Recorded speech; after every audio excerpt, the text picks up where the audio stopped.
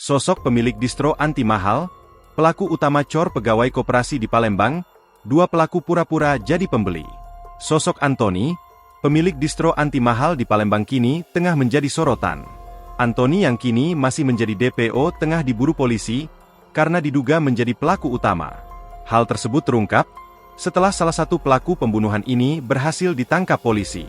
Diketahui, satu pelaku pembunuhan Anton Eka Saputra karyawan koperasi di Palembang yang mayatnya dicor di belakang halaman ruko distro, ditangkap tim gabungan Jatanras Polda Sumsel, Satreskrim Polrestabes Palembang dan Polsek Sukarami.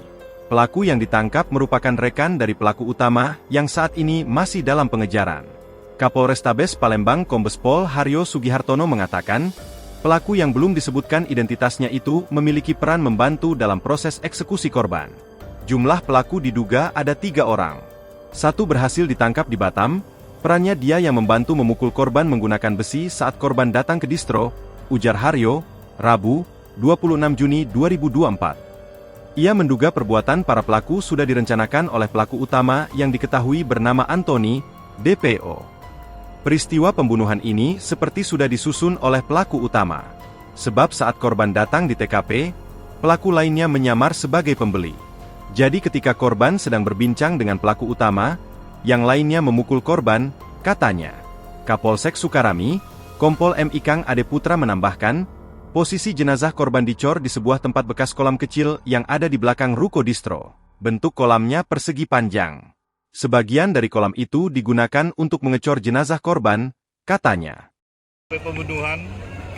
Pembunuhan seorang petugas penagih di sebuah koperasi yang kebetulan beliau dinyatakan hilang karena pada saat itu ada seorang pimpinan KSP yang melaporkan di Polsek Sukarami terkait tentang hilangnya karyawan setelah melakukan penagihan pada debitur di sebuah koperasi.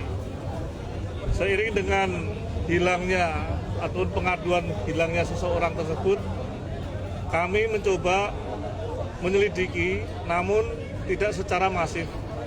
Karena kami pikir mungkin di kemudian hari akan diketemukan atau mungkin hanya kembali lagi karena ada kepentingan pribadi.